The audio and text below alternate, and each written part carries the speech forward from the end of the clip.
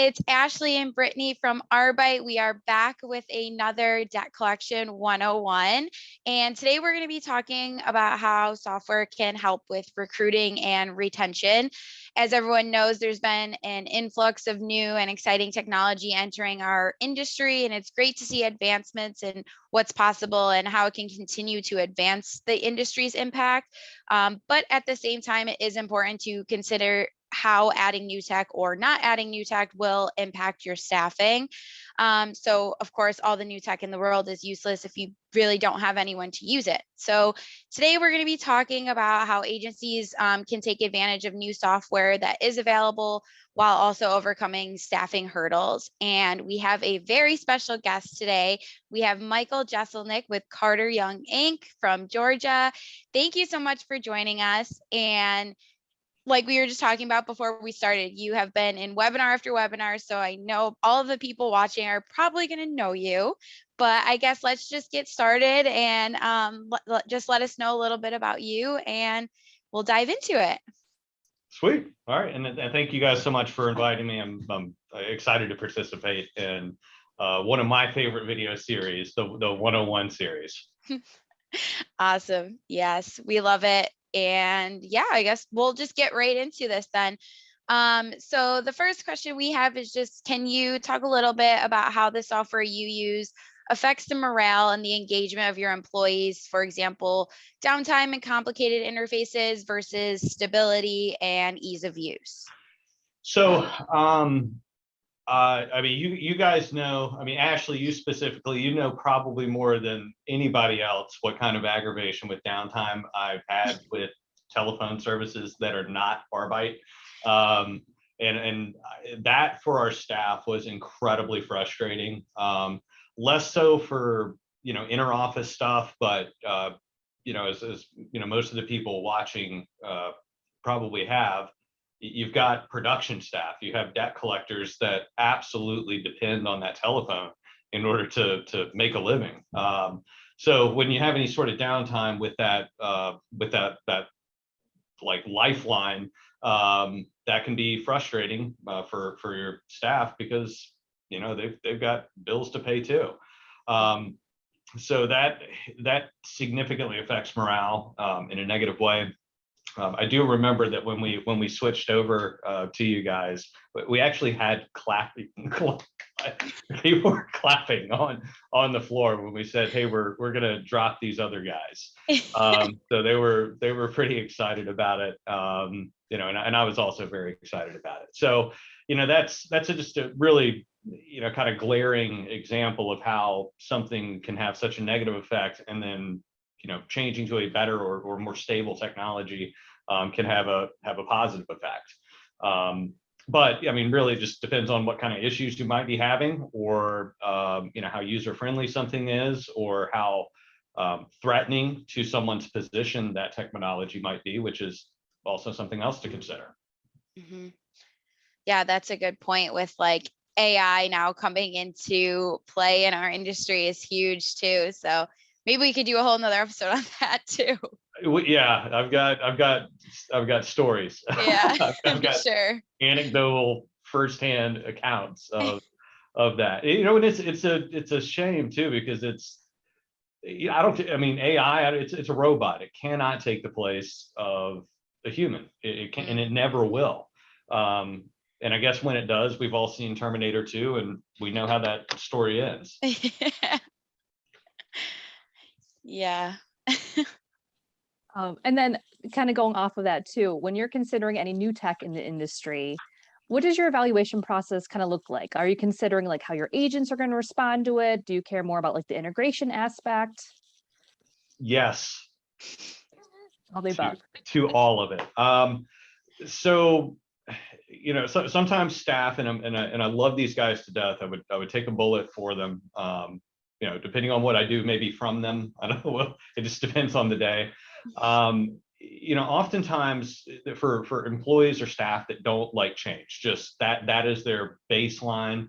If anything happens with revenue, for instance, if you painted the wall a different color, it would be, well, hey, I'm not generating revenue because that wall is now a different color. All right. Or the battery in the clock is stopped, and that's why I'm not generating more money. So, sometimes folks they'll find any possible reason to say, this is why I'm having problems. It's because of X change. So the employee perception, it is incredibly important. I think you need to really prepare your staff so that they understand what this technology is for. Whether they receive that or not, it's kind of up to them. But how is this technology going to help you? Being completely candid about that, and let them know, hey, this is what this is here for, and just being transparent in that regard. With regards to operations, it's incredibly challenging. It's becoming more and more challenging, I think, to bring on any technology that is not integrated, with your collection software. All those things really need to talk to each other. And now more than ever, especially with things like the 777 rule that's coming out, or that has coming out. Lord, that was out in November 30th. So having those things integrated is pretty crucial, in making sure that integration behaves and it looks how you expect. Yeah. Integration is huge. Omni-channel buzzword, but it's true that is what it all is now. So 100% agree. Kind of keeping on the topic of agents, and I know I've heard this a ton. So agents who've been with you guys forever, they're tenured agents, they are used to what they're used to. So how do you, I guess, balance the comfortability of more tenured agents who get used to using certain software with the necessity of modernizing your operation to keep up with the changes of consumer preferences and regulations? So I try to remind our collectors that the future collector is different than maybe what kind of collector they are right now, or collectors what they looked like in the past. It's not, it doesn't mean it's good or bad or any of that, but we debt collectors, we're going to have to be different. There are different channels that we need to communicate through. I mean, seriously, guys, we're at some point going to be communicating with consumers through social media. I mean, in my wildest dreams, when I first got into this industry, I didn't think, yeah, we're going to be collecting debt on MySpace. So, I keep reminding them that, you're not, your position isn't dying, it's changing. So the days of just being a very skilled verbal ninja and that being good enough, having the gift of gab or the silver tongue, that's just a one-trick pony at this point. You need to be able to type accurately and quickly. That's a skill set that maybe wasn't as important once upon a time. These guys are going to be sending chats. They're going to be communicating via text. So I try to remind them of that, of this is a constantly changing market. Well, I mean, if we're being honest, we haven't really changed that much in a very long time, but it's a changing market now. And you got to get on these new skill sets or get left behind. Yeah. And you were a collector at one point, right? Yeah. Right. And that I love was it. I want to go back now. I want to go back. How long ago was that? So I started it's been like 17 years. So like 2004, 2005. Yeah. So when you were a collector, like till now, like things have changed being a collector. Like you can see that, right? Oh yeah.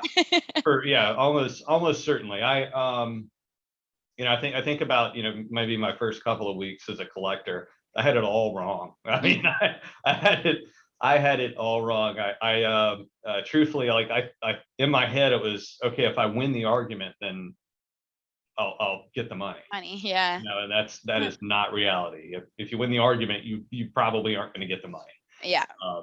So didn't take me that long to figure it out, but yeah, I'm ready to go back anytime. And then I love what you said too about the transparency, because I feel like that definitely is a big part of like getting the agents comfortable, letting them know the why behind it, and knowing the only thing constant is change. I remember that when I started working, that phrase was always passed around and so true. But do you have any other advice for like rolling out software to new agents? Um, as much training material as you can get your hands on, try to familiarize them with it. I think I mean, depending on the type of technology that you're introducing, sometimes it's really beneficial to have that vendor partner be on site in your office, to help you walk the floor and figure out where to click or what to do. That can oftentimes be helpful. It's also a very good image for your staff, that hey, we're not just throwing this thing out there and saying, hey, good luck, with no training. Having that person on site, it's a really good image for them. But back to the transparency. It's very important for me to say, hey, here's the potentially good and bad things. And I'll use a collection bot as an example. That thing is designed to take easy payments. That's what it's for. That's what it's going to do. You're still going to get the kisses, like it's going to happen. There's tons of people that don't want to talk to a robot. There's like all these situations, and it will never replace you, but that's what it's designed to do. Sorry. and they understand, but there's a lot of also a lot of beneficial things that particular thing can do for our collectors. It works for them when they clock out. Like that bot's still working. If somebody wants to resolve an account that is in their username, man, I mean, they're making money and they're sleeping. So yeah, I just try not to sugarcoat it, Yeah, that's good advice. Just being real and honest, like keeping it real. Yeah. I've been accused of keeping it too real sometimes. It's better than lying or beating around the bush about things, because if you were to do that would have been worse, right? Yeah. Cool. Now on the other side of things, and I know agencies are all so different, but do you have any advice for how to evaluate new software? And also, what are your non-negotiable offerings in a vendor? I often don't find out what my non-negotiables are until after I've negotiated. So for me, I want to actually see. I want to see it happening. All right. I want actual irrefutable proof of this does what you say it does. And oftentimes I hear responses from our vendor friends of, if you ask a question of, hey, can this software do this? And very rarely will you hear anyone in sales actually say, no, it can't. You never hear it, nor would I expect to hear it. So being very specific about, hey, in its present build, in its present form, like right this second, can it do this? If the answer is yes, show me. I want to see a test environment. I want to see this actually happening. So and I gotta throw Ashley out there. You know what? I gotta say, like, so far, Arbite's done everything you've said it does. Yeah. If we don't have something, we'll say no. We don't sugarcoat things either. Can I make and receive telephone calls? Yes. Cool. Let's go. Let's sign. Let's get it done. I mean, as far as non-negotiables, I have very few of those. I mean, I have preferences.